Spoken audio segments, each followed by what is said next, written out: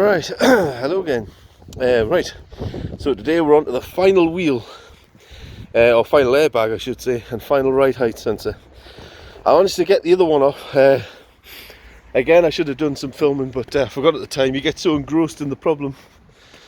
But not much to see. Got the airbag out eventually. But and the calipers, I managed to reset them as well, because a kind gentleman who was passing owns his own garage. And a mechanic lent me the proper tool for the job of pushing the brake calipers back in. So I used an old brake pad and pushed it back in. But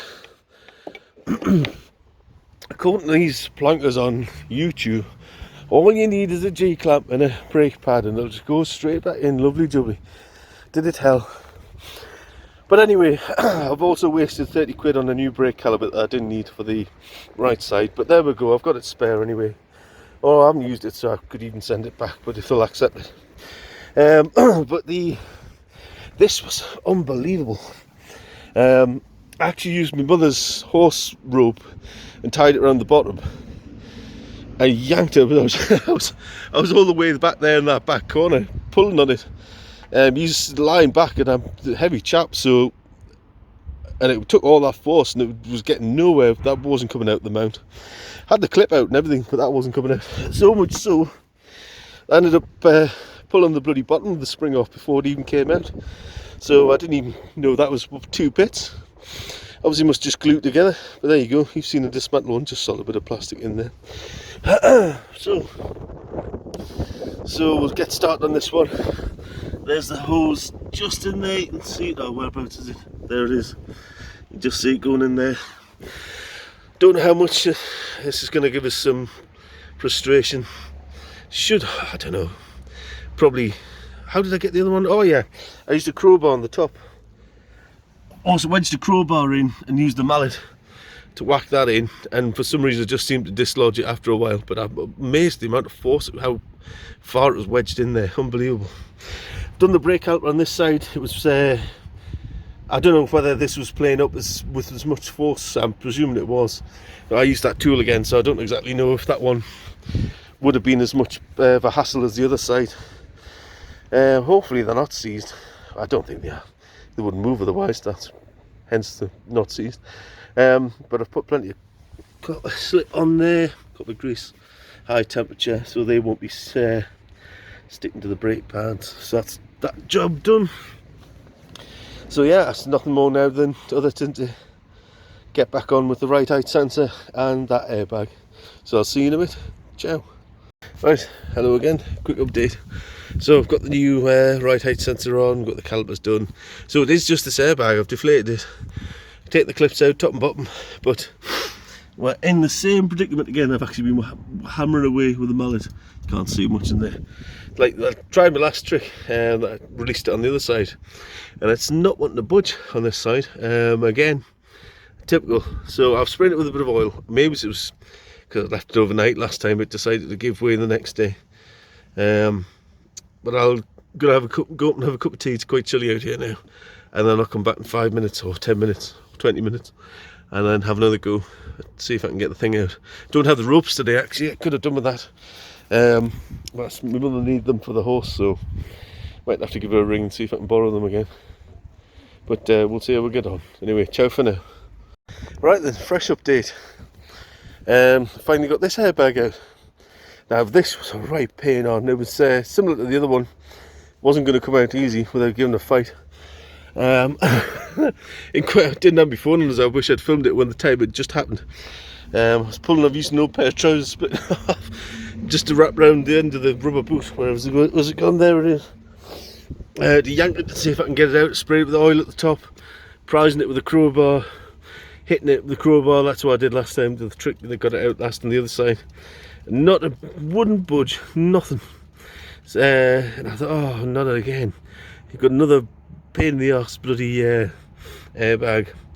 But standing, I got the bit of chocolate wood there, hammered that in on the top of it, and then hammered the crowbar in on top of that just to create some sort of wedge thick enough to prise it out. And all that ended up happening is I got the crowbar and the wooden wedge stuck in place. So I had that to contest with. I was thinking, oh, brilliant. That's that now stuck in place. And I was knackered by the end of braining.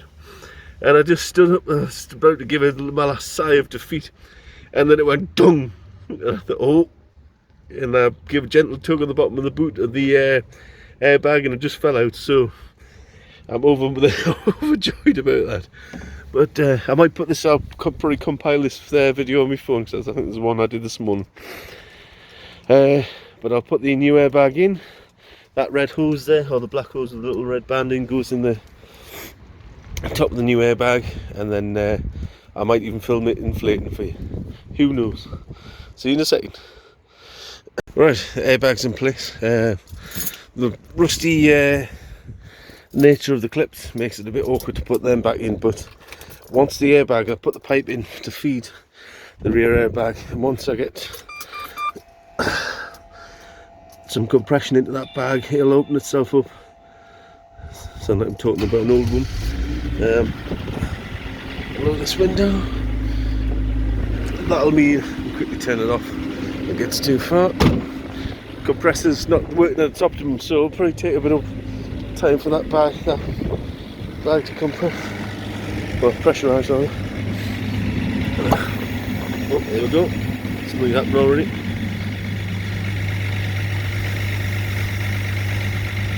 You can see it filled up. There's a little D shape there in the metal. There's a little foot at the bottom, clips in that exact shape. A little bit of gasment in there, so it shouldn't take too long for that to fill up.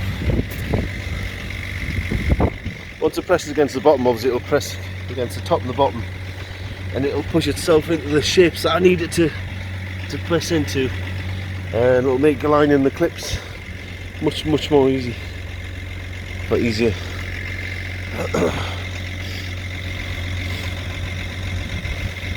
could take some time, so again I'll probably keep pausing it and getting back to it.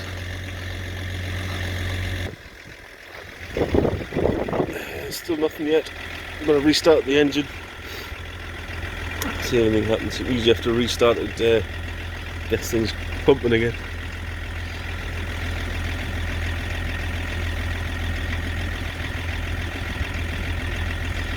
Chances are I'll pause the video and then that's exactly when it'll start expanding. I could also drop the car, which is actually probably better. In fact, I might do that first. I'll come back in a second. Right, so I've lowered this down a bit there, as you can see. So the D's just about to start falling into that little slot, or the D slot as I call it. The key rather. So let's have another go, start it up, see if it'll compress that. I turned it off just while I was lowering the car. But now that's roughly located into the peg, all I need to do now is wait for it to compress itself, and this time it will just push itself perfectly into the place, the notches it needs to go. There we go, you can hear it hissing a bit, there we go. That's pushed itself into place there. And it might just start, I don't know if that's a maximum right height. It should be a lot more easier now to put the clips in. There we go. Probably not much more to see now. Ta-ra for now.